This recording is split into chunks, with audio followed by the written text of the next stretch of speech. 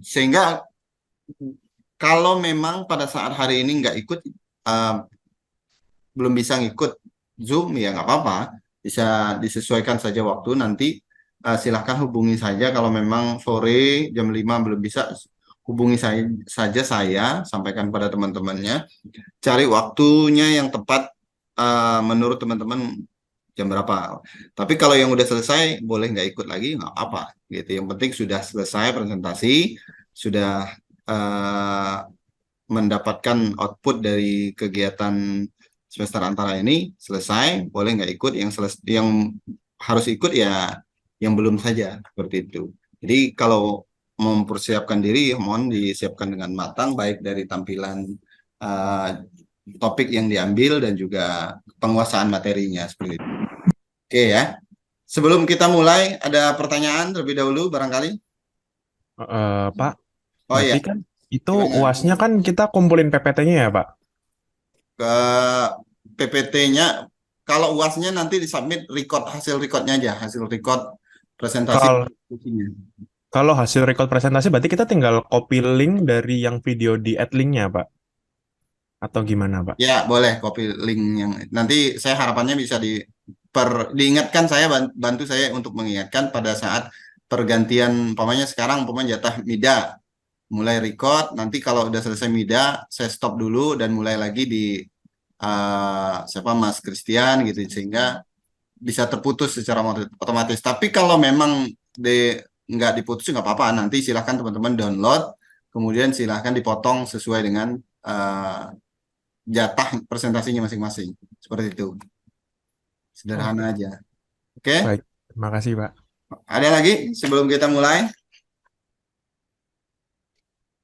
Mida sudah dipersiapkan, Mida? Sudah, Pak. Ya, ya harus sudah siap lah. Ya, biar cepat selesai. Harapannya pada saat teman-teman selesai pada mata kuliah ini di semester 7, juga sudah pernah saya sampaikan di pada pikon pertama, nanti bisa langsung menyusun skripsi, walaupun bentuknya tidak seperti skripsi pada umumnya, tapi narasi yang diambil, topik-topiknya sudah dipersiapkan di semester 7. Jadi nggak lagi bingung mencari topik apa yang akan dibahas gitu. Itu makanya dari saya sekarang dimatangkan betul agar kedepannya sudah tinggal jalan terus gitu. Oke ya. Baik, Mida, silahkan Mida dimulai. Nanti coba saya share sebagai co-host, bisa nggak Mida? Biar bisa Bisa. ikut. Oh, nggak bisa ya. Banyak. Oke, nggak apa-apa. Record satu aja, nanti saya unggah di YouTube, nanti masing-masing aja potongnya. Oke, silakan Mida. Hmm,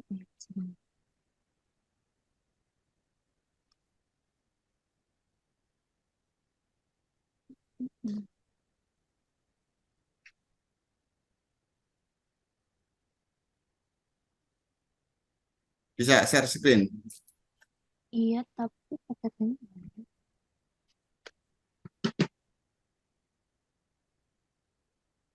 hmm,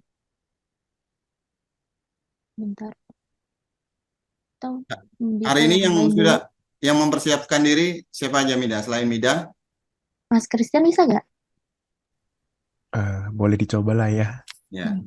boleh. Mas Christian, Kalau Mas Christian Mbak boleh. Sri atau Mas Abdul Ghani atau Mbak Melda, ada Mas Dian yang masih off cam, mungkin masih di tempat kerja barangkali. Oke, gimana Mida? Udah siap? Mas Christian dulu boleh.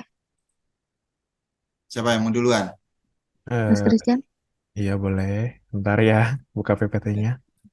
Iya. Hmm, Udah kelihatan belum ya? udah. Udah. Baik, saya mulai. Selamat sore untuk Bapak Abdu dan juga teman-teman.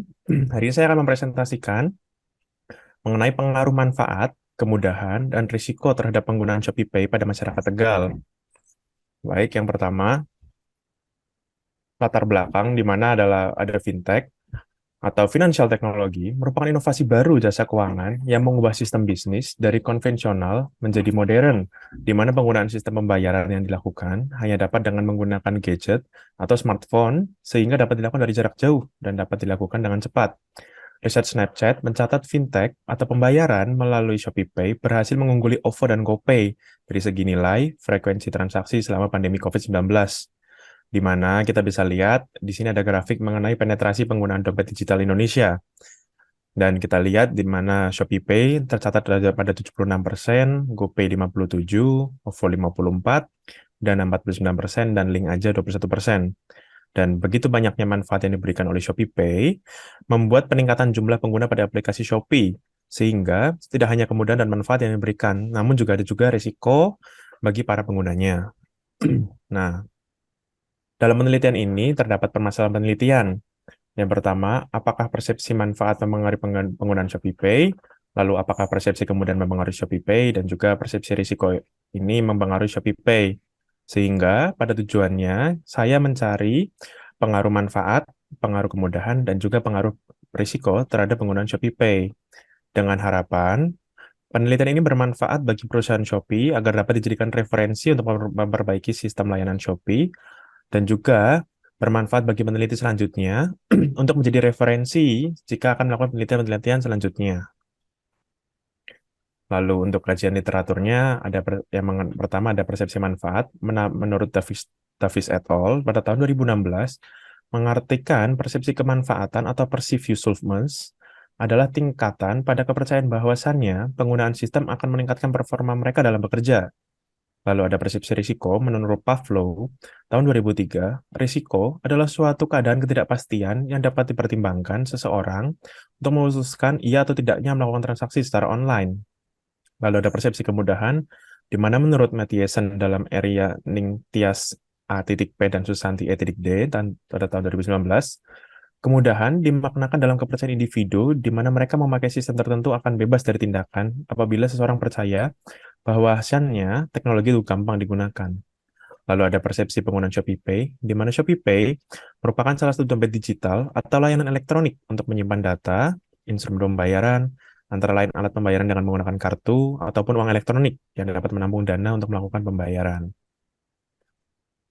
Di mana pada hasil penelitian sebelumnya, ada Francisca Andreani, Stephen Richard, dan Ivan Santoso dengan judul Analisis Pengaruh Kepuasan Pelanggan atas Customer Relation Management terhadap loyalitas pelanggan di Atlas Sports Club Surabaya. Lalu juga ada Nur Amalia Andini Hedayanti pada tahun 2021 berjudul Faktor-faktor yang mempengaruhi pengaruh ShopeePay sebagai alat transaksi. Ada juga Purnama Ramadhani Silalahi bersama dengan Kairina Tambunan dan Triana Ramadhani Batubara pada tahun 2022 yang berjudul Dampak Penggunaan QRIS Terhadap Kepuasan Konsumen sebagai Alat Transaksi. Lalu ada juga Risha Fatik Sasari, Elvira Pradipta Sutiana, dan Ajat Sudrajat yang berjudul Pengaruh Potongan Harga dan Kemudahan Penggunaan Terhadap Keputusan Menggunakan Dompet Digital ShopeePay. Ada juga Wawan Setiawan, Dede Sunario, dan Korida AR dengan judul Penelitian Analisis Fitur Layanan dan Keamanan Digital Terhadap Penggunaan Dompet Digital atau ShopeePay. Lalu juga yang terakhir ada Fitri Marwadani dan Reni Dwi Jayanti dengan judul Pengaruh Persepsi Kemudahan Penggunaan dan Promosi Cashback terhadap minat mahasiswa dalam menggunakan dompet digital ShopeePay pada aplikasi Shopee. Nah, ada juga hipotesa penelitiannya. Yang pertama, ada manfaat berpengaruh positif terhadap penggunaan ShopeePay. Lalu hipotesa kedua, adanya kemudahan berpengaruh positif terhadap penggunaan ShopeePay. Dan hipotesa ketiga, adanya risiko berpengaruh negatif terhadap penggunaan ShopeePay. Di mana untuk penanggalan penelitian, yang pertama ada yang dapat digunakan untuk penelitian ini adalah pendekatan kuantitatif, di mana pendekatan ini sendiri digunakan dengan cara mengumpulkan dan menganalisis data dalam bentuk angka dan statistik untuk menjawab pertanyaan. Di mana pendekatan ini diharapkan dapat memberikan pemahaman yang lebih terstruktur dan secara objektif dan generalisable, serta dapat menguji hipotesis dengan menggunakan analisis statistik yang tepat. Lalu ada populasi penelitian, di mana populasi penelitian ini akan difokuskan pada masyarakat Tegal yang memiliki pengalaman menggunakan ShopeePay dalam transaksi online.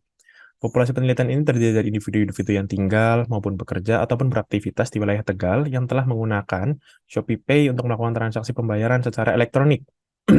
di mana populasi ini pun nantinya akan meliputi berbagai kelompok usia, mulai dari generasi muda hingga tua, dengan beragam tingkat pendidikan dan juga latar belakang pekerjaan, dan juga adanya tingkat pemahaman yang berbeda mengenai teknologi.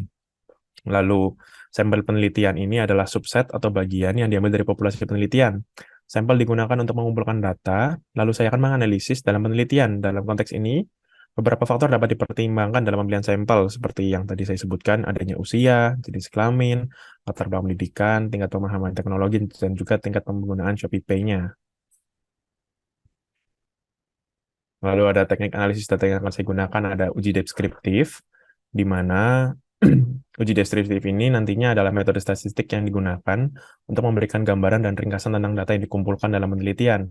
Ada manfaat Shopee Pay, kemudian Shopee Pay, dan juga risiko pengguna Shopee Pay, di mana dengan harapan menggunakan uji deskriptif ini, peneliti dapat memperoleh pemahaman tentang distribusi dan karakteristik variabel-variabel yang diteliti, dan juga dengan harapan akan membantu dan menjelaskan mengenai gambaran tentang persepsi dan pandangan masyarakat Tegal mengenai manfaat, kemudahan, dan risiko dalam penggunaan Shopee Pay.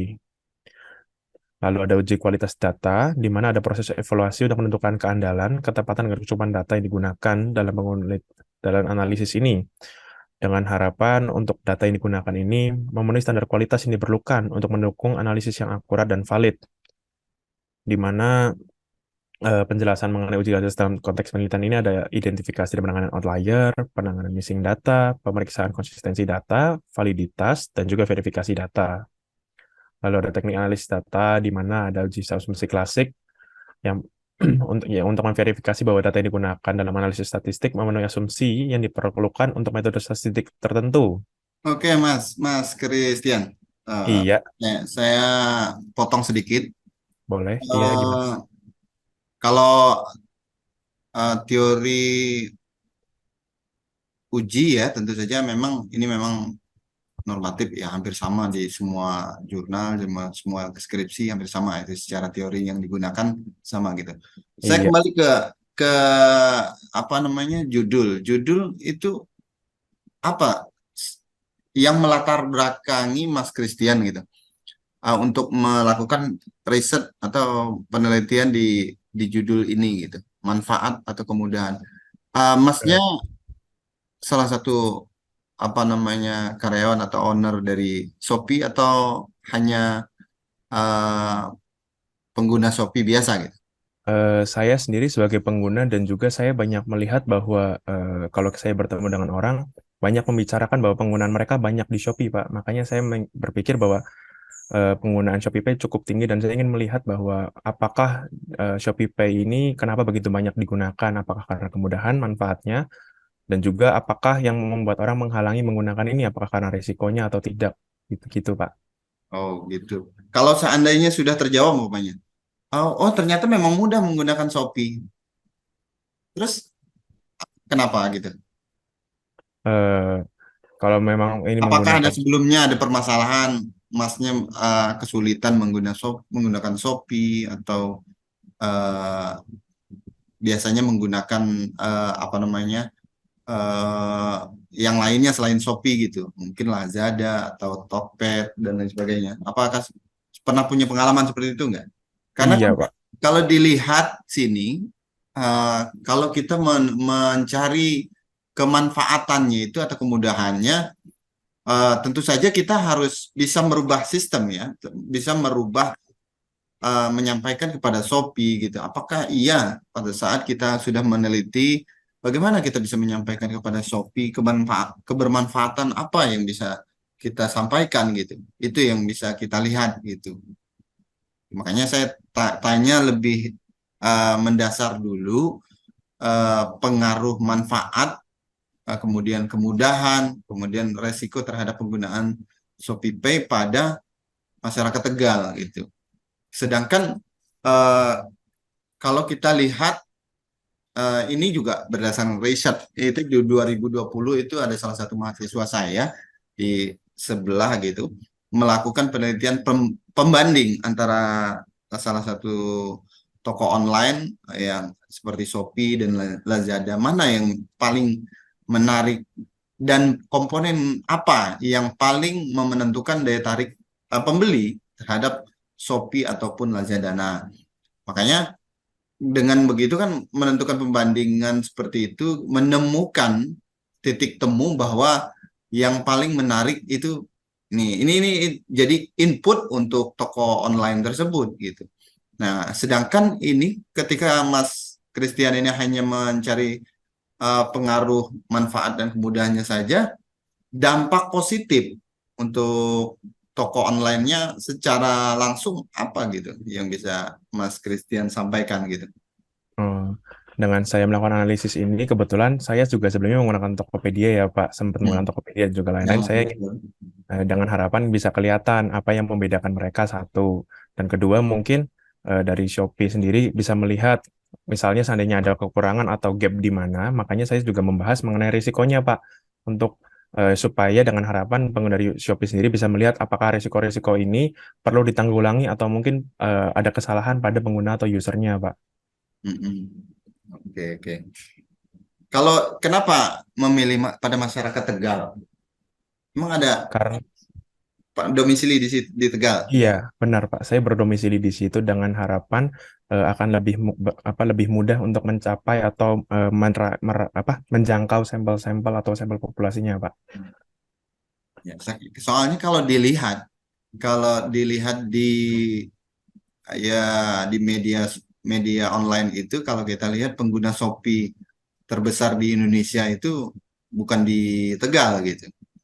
Artinya ketika Mas Christian mengambil sampelnya itu di masyarakat Tegal, akan menjadi tidak rujukan buat Shopee menentukan keputusan karena di masyarakat Tegal bukan yang paling dominan pengguna Shopee gitu ataupun ShopeePay ini gitu. Tapi nggak apa-apa, sebagai pembanding bahwasanya untuk wilayah, sedangkan kalau kita tahu sendiri Shopee itu kan domisili kantor pusatnya bukan di Tegal gitu. Nah, itu juga jadi pertimbangan sebetulnya dalam menentukan objek sampel seperti itu. Oke, nggak apa-apa, lanjut Mas Christian. Iya, baik. Terima kasih, Kalau Pak. eh, apa ya, ujinya, metodologinya seperti apa untuk menguji? Apa alat alat ujinya apa? Alat ujinya nanti ini ada uji yang deskriptif dan kualitas data, terus agak ada uji kualitas klasik di mana ada nanti asumsi normalitas, linearitas, sama homoskedistas, dan asumsi independensi, Pak. Hmm. Menggunakan SPSS atau ada yang lain? Sepertinya saya akan menggunakan SPSS dan juga apa namanya? Aduh, saya lupa namanya. Sebentar ya, Pak. Mohon maaf, saya Ya, akan nggak buka apa-apa. ininya. Mohon maaf ya, Pak. Ya, nggak apa-apa. Ya, kalau salah satu aja saran saya, salah satu jangan dua. Oh, kalau boleh tahu, kenapa salah satu ya, Pak? Misalnya dua. Karena eh, tentu saja nanti kan pembanding alat uji itu kan pasti ada kayak moderasi, bisa saja menggunakan SPSS, tapi hasilnya akan berbeda ketika menggunakan WPLS. WPLS itu tentu saja sangat support ketika menggunakan data-data yang saling berkaitan, ada moderasi di dalamnya gitu. Nah, tapi kalau SPSS cenderung data yang memang aktif, yang memang tentu saja bisa diterima hasilnya, dan data nol nggak bisa diolah gitu. Tapi kalau Oh, menggunakan ada yang data WPLS itu data nol itu masih bisa diolah seperti itu. oh, baik. Saya salah satu aja. Karena ini kan hanya penelitian di skripsi, salah satu aja nggak apa-apa. Gitu. Yang Oh, penting matang dalam penjelasannya. Itu yang terpenting. Jangan sampai Mas Christian ngambil dua, tapi pada saat penjelasannya nanti keteteran sendiri gitu. oh, iya. Gitu. Baik, Pak. Terima kasih atas masukannya. Nanti Ya. mungkin saya akan coba olah lebih lagi untuk memilih apakah SPS atau Mm. WPSS, Pak. Tapi untuk judulnya ini bukan bukan dari Kofas dari apa namanya Google ya, karena memang saya khawatir kalau saya diteruskan kalau pada saat nanti di akhir ternyata judulnya memang sudah ada di internet gitu, sehingga harus ngulang dari awal kan sayang Baik, gitu. kebetulan untuk judulnya ini, kalau tidak salah, dalam metodologi penelitian di semester sebelumnya, saya bisa dibilang dapat inspirasi sih Pak dari, kalau nggak salah itu Bu Nur mengeluarkan apa ya namanya, kayak referensi gitu Pak. Jadi saya Mm-mm. lumayan terinspirasi, makanya saya ambil Oh, ini Pak.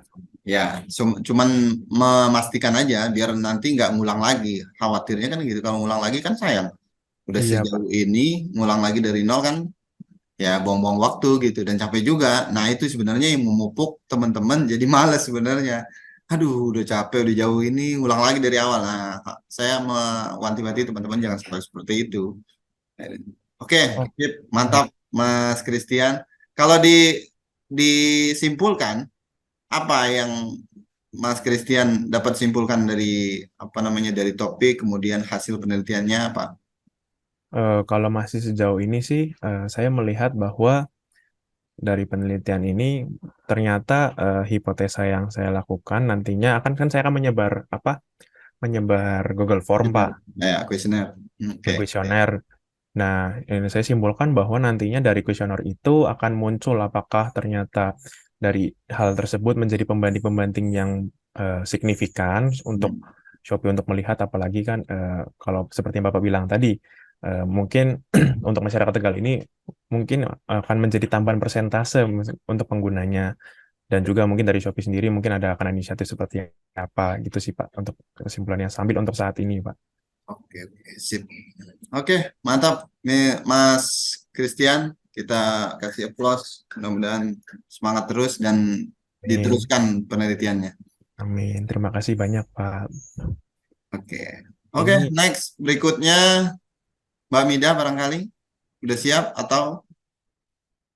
Boleh dicoba, Pak. Oke. Tapi mohon masakannya ya.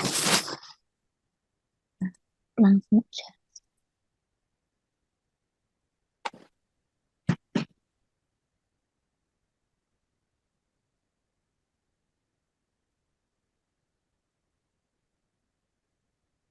Kelihatan ya. Udah kelihatan. Belum. Tapi Ini yang udah muncul belum? Nah, udah. baru muncul Pak. Ya. ini langsung di record. Bisa. Oh iya, coba saya. Oke, silakan. Bentar.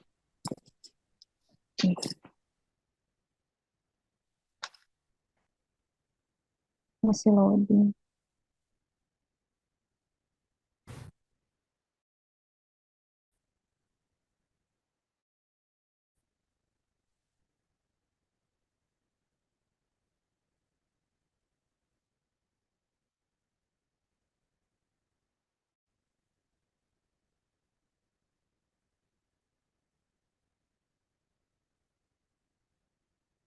Ya.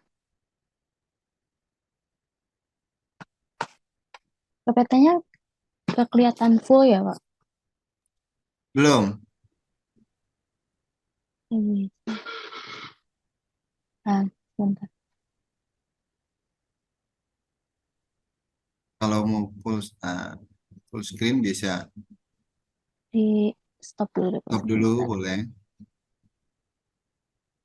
Biasanya suka nyangkut. Mm-mm.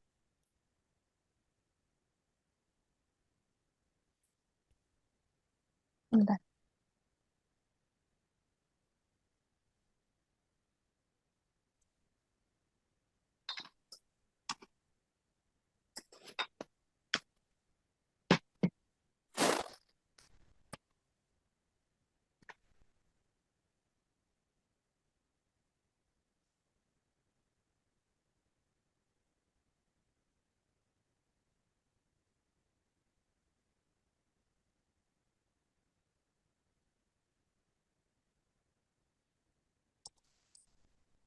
Mm-mm.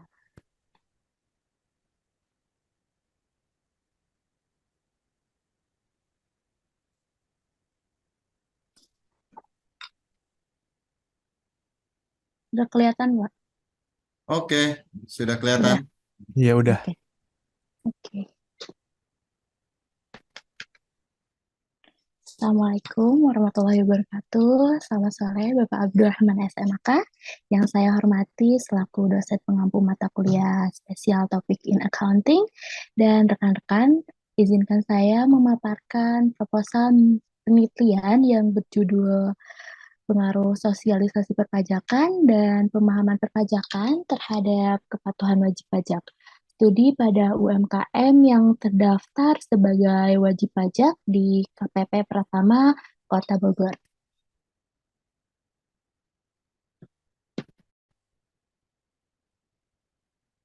Latar belakang yaitu Kota Bogor menjadi destinasi wisatawan UMKM yang berkembang di Kota Bogor, yakni kuliner mulai dari jajanan hingga kerajinan tangan yang selalu menarik perhatian wisatawan lokal maupun mancanegara. Pemkot Bogor melalui Dinas Koperasi, Usaha Kecil, Menengah, Perdagangan, dan Perindustrian Kota Bogor pun bekerja sama dengan sejumlah pusat perbelanjaan, terus membantu mengembangkan pelaku UMKM dengan beberapa program dan kegiatan dalam upaya meningkatkan pemasaran produk UMKM. Jumlah pelaku UMKM di Kota Bogor terus bertambah setiap tahunnya, namun peningkatan tersebut tidak diimbangi dengan kesadaran pemilik UMKM dalam memenuhi kewajiban perpajakan. Berdasarkan latar belakang di atas, maka peneliti menyimpulkan judul pengaruh sosialisasi perpajakan dan pemahaman perpajakan terhadap kepatuhan wajib pajak. Studi pada UMKM yang terdaftar sebagai wajib pajak di KPP Pratama Kota Bogor.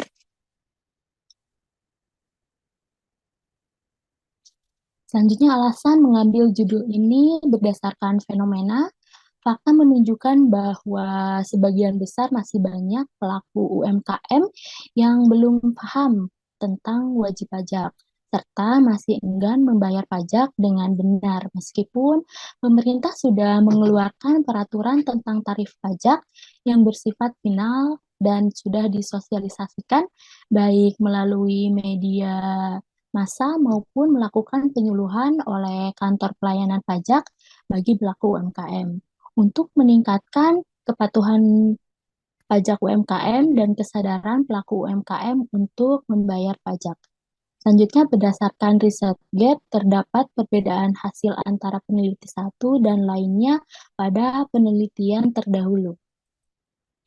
Selanjutnya, rumusan masalah, faktor-faktor apa saja yang mempengaruhi sosialisasi perpajakan dan pemahaman perpajakan terhadap kepatuhan wajib pajak.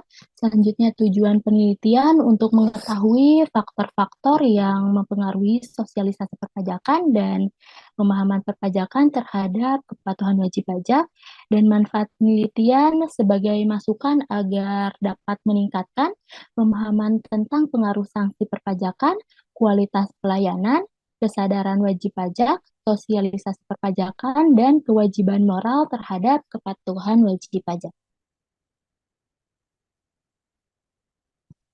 Selanjutnya, tinjauan pustaka. Menurut Sumitro, tahun 2011, pajak adalah iuran rakyat kepada kas negara berdasarkan undang-undang yang dapat dipaksakan dengan tidak mendapat imbal jasa, yang langsung dapat ditunjukkan dan yang digunakan untuk membayar pengeluaran umum. Oleh karena itu, karakteristik pajak dapat disimpulkan sebagai berikut. Pajak dipungut oleh negara, baik melalui pemerintah pusat maupun pemerintah daerah berdasarkan undang-undang perpajakan. Menerima sektor pajak digunakan untuk membiayai pengeluaran-pengeluaran pemerintah dalam rangka menjalankan fungsi pemerintah. Tidak dapat ditunjukkan imbal balik langsung dari pemerintah terhadap wajib pajak yang membayar pajak. Selanjutnya, landasan teoris. Menurut Satyani, sosialisasi adalah suatu konsep umum yang dimaknakan sebagai proses di mana kita belajar melalui interaksi dengan orang lain tentang cara berpikir, melakukan, dan bertindak, di mana semua merupakan hal-hal yang sangat penting dalam menghasilkan partisipasi sosial yang efektif. Selanjutnya, pemahaman pajak menurut Faizin dan Ruhana tahun 2016. Pemahaman wajib pajak memiliki pengaruh yang signifikan terhadap pemenuhan wajib pajak oleh wajib pajak. Pemenuhan kewajiban pajak oleh wajib pajak. Kurangnya pemahaman dan pengetahuan wajib pajak tentang peraturan perpajakan menyebabkan mereka percaya bahwa mereka tidak wajib untuk membayar pajak. Selanjutnya, kepatuhan wajib pajak menurut Fauzin dan Rohana juga pada tahun 2016, seorang wajib pajak dikatakan patuh apabila ia patuh atau lebih disiplin untuk memenuhi dan melaksanakan kewajiban perpajakannya sesuai dengan hukum yang berlaku. Selanjutnya, kerangka konseptual. Terdapat tiga variabel, yaitu sosialisasi perpajakan atau X1 dan pemahaman perpajakan atau X2 sebagai variabel bebas atau independen, dan kepatuhan wajib pajak atau Y sebagai variabel yang dipengaruhi atau dependen. Selanjutnya, terdapat dua hipotesis, yaitu diduga sosialisasi perpajakan berpengaruh terhadap kepatuhan wajib pajak UMKM. Hipotesis 2, diduga pemahaman perpajakan berpengaruh terhadap kepatuhan wajib pajak UMKM. Selanjutnya, metode penelitian. Jenis penelitian menggunakan metode kuantitatif, sumber dan jenis data dalam penelitian ini menggunakan data primer atau kuesioner dan data sekunder atau website dan jurnal akuntansi perpajakan. Teknik penggumulan data yaitu uji hipotesis, uji statistik deskriptif, uji asumsi klasik, uji regresi linear berganda, analisis koefisien, determinasi atau R2. Selanjutnya, statistik deskriptif. Statistik deskriptif digunakan untuk menggambarkan setiap variabel pada penelitian ini yang dilihat dari nilai minimum, maksimum, rata-rata, dan standar deviasi. Selanjutnya, populasi sampel. Populasi ini diambil sampel yang diharapkan dalam mewakili populasi yang akan diteliti atau dianalisa dan memiliki ciri-ciri yang sama dengan populasi. Dalam tugas ini, yang menjadi populasi ialah UMKM dan peneliti memakai rumus Slovin dengan sampel 60 UMKM. Sekian presentasi mengenai proposal penelitian saya. Oke, Terima bagus. kasih Bapak Abdul Rahman MAK atas Ya. waktunya dan juga rekan-rekan. Semoga kita diberikan kesehatan dan kelancaran atas segala urusan kita. Akhir kata, Amin. wassalamualaikum warahmatullahi wabarakatuh. Assalamualaikum warahmatullahi wabarakatuh. Coba Mida ke halaman judul. Tadi disampaikan pemahaman perpajakan terhadap kepatuhan Patuhan wajib pajak. pajak. Iya. Menurut Mida, orang paham peraturan pajak akan bayar pajak atau orang nggak bayar pajak itu karena nggak paham peraturan pajak. Ada sebagian yang paham tapi tidak mau bayar pajak, ada juga yang belum paham mengenai perpajakan, Pak. Karena memang kalau di ranah yang kecil-kecil itu alasannya nggak mau bayar pajak itu karena belum adanya pengetahuan tentang kewajiban pajak, bahkan mungkin tarif pajaknya nggak tahu gitu. Tapi kalau kita lihat di skup yang lebih besar, banyak orang saking tahunya peraturan pajak, maka dia menghindari tarif pajak itu dengan cara celah-celah yang memang bisa dicari di perpajakan. Artinya, pengetahuan dia terhadap perpajakan belum tentu mempengaruhi kepatuhan dia terhadap bayar pajak. Iya nggak sih? Iya, betul. Nah, contoh yang perusahaan-perusahaan yang cukup besar ini, kalau ini UMKM, mereka justru menghindari pembayaran pajak dengan menyewa konsultan pajak. Nah, artinya mereka sebenarnya tahu gitu, tahu bahwa kalau saya bakal bayar pajaknya besar gitu. Tapi dengan konsultan pajak maka saya harapannya tidak semua pajak itu akan distorkan gitu. harapannya gitu, walaupun tidak terbuka secara terang-terangan gitu. Nah, kemudian studi kasusnya ini kan pada UMKM yang terdapat di KPP Pratama Kota Bogor. Bogor. Apa nggak mengalami kesulitan nanti, Mida? Kuesioner, Hmm, menggunakan kuesioner atau apa? kuesioner sih, Pak. Menjangkau wajib pajaknya bagaimana?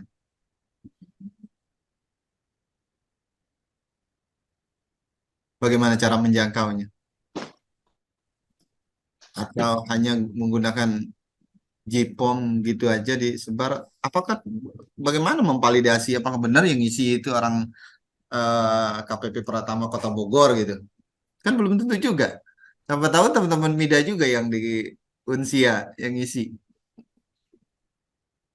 Nah, jadi itu juga harus jadi pertimbangan. Kalau menggunakan kuesioner atau GIPOM, eh, sasarannya wajib pajak yang ada di KPP Pratama di Kota Bogor.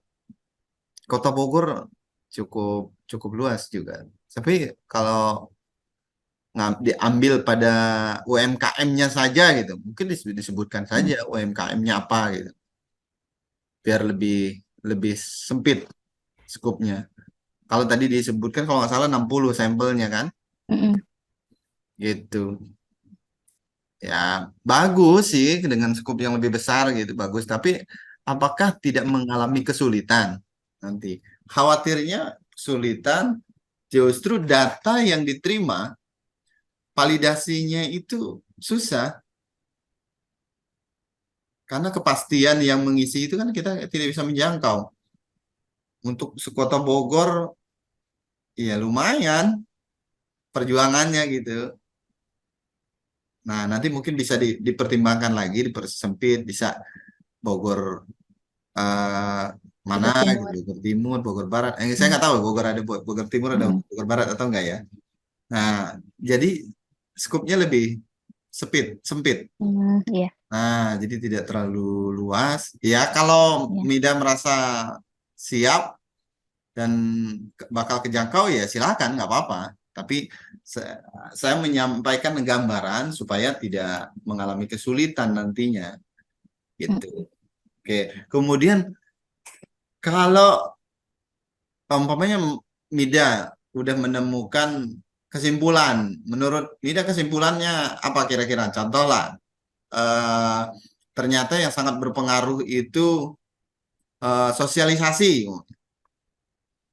Apa yang bisa Mida lakukan ketika ternyata sosialisasi itu sangat berpengaruh?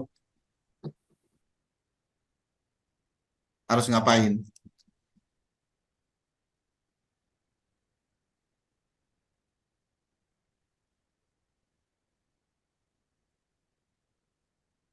Bisa kasih gambaran gitu. Kalau ternyata sosialisasi itu sangat berpengaruh terhadap kepatuhan terhadap pajak. Apakah Mida ikut melakukan sosialisasi gitu? Kan belum tentu juga. Nah, tapi bisa saja kalau ada pertanyaan seperti itu, Mas, Mbak Mida bisa menyampaikan, saya bisa memberikan input kepada kantor pelayanan pajak atau KPP untuk melakukan sosialisasi lebih jauh gitu. Jangan sampai eh, tidak tidak disampaikan dalam sebuah penelitian rekomendasinya, karena kan berhasil menemukan permasalahan, tapi kita harus sampaikan juga rekomendasi dari permasalahan tersebut. Itu ya, Mida. Iya, Pak. Gitu. Bagus sih coba tentang pajak ini, tapi nanti dilihat juga dari geografis di KPP Pratama Kota Bogor itu seberapa persen dari seluruh wajib pajak yang ada di Kota Bogor, sudah berapa persen yang sudah terjangkau oleh KPP Kota Bogor untuk saat ini. Nanti bisa disampaikan. Kalau sudah mencapai apa namanya sasarannya sudah terpenuhi, ya nggak usah diteliti lagi. Kan sudah sudah terpenuhi gitu. Artinya sosialisasinya sudah maksimal, kepatuhan pajaknya pun sudah berarti sudah berjalan gitu. Oke, ya Mit dapat gambaran ya. Ya, Pak. Ya, ya. Oke, terima kasih. Cukup saya rasa, Mida. Nanti kalau memang ada kesulitan, kita bisa diskusi lebih lanjut. Nah, ya, nah, perlu tensi juga buat teman-teman bahwa perlu komunikasi yang baik sama dosen pembimbing akademik, kemudian banyak bertanya, ya komunikasi sudah mulai dibangun dari sekarang supaya eh, nanti ketika ada kesulitan kan sudah nggak canggung lagi gitu. Oke, cukup Mida. Ya, Pak. Masih ada satu lagi atau bagaimana? Mbak Sri Mulyani? Mbak Sri Mulyani ini Menteri Keuangan. Belum, Pak. Iya kan didoain. Oke, mau sekarang apa? Ya, belum presentasi. Belum? Kok suaranya kecil sih, Mbak Sri? Berasan Bu Sri Mulyani itu suaranya kenceng? Ya, Pak. Ya, belum belum mau sekarang atau belum? Belum sekarang, Pak. Oke, belum sekarang. Atau nanti bisa dipersiapkan ya sebentar. Kurang lebih gambarannya bisa dilihat dari tadi Mas Christian, kemudian Mbak Mida, dan teman-teman yang lain. Kalau yang off-cam nanti bisa dipersiapkan lagi. Mas Abdul Goni mungkin lagi sholat maghrib atau udah maghrib belum? Sini terlihat gelap. Ya, saya rasa cukup dua. Nanti kita lanjutkan lagi. Nah, pekan depan kan ada 13, sudah dikurangi dua, sisa 11. Harapannya pekan depan kita bisa 3 atau 4 teman-teman ya yang tampil. Pak, mohon maaf, mau Oh ya, bertanya kan, kalau untuk UASnya kan kita nanti kan nge-crop yang bagian kita presentasi terus kita upload kan. Kalau betul. untuk tugasnya berarti kita mengupload PPT kita, Pak. Boleh. Atau disamain nggak apa-apa. Karena poin penilaiannya pada saat eh, presentasinya gitu. Atau disamain nggak apa-apa. Nanti saya bikin kolom menunya dulu untuk tugas dan UAS. Atau jadi satu di UAS juga nggak apa-apa. Nanti tergantung menunya ya. Tapi kalau ada menu UAS, tugas dan UAS, maka diupload dua-duanya. Tapi kalau cuma ada satu menu tugas, apa UAS, ya cukup satu aja. Gitu. Nanti saya kasih penjelasan di apa namanya di LMS. Oke? Baik, Pak. Terima kasih banyak, Pak.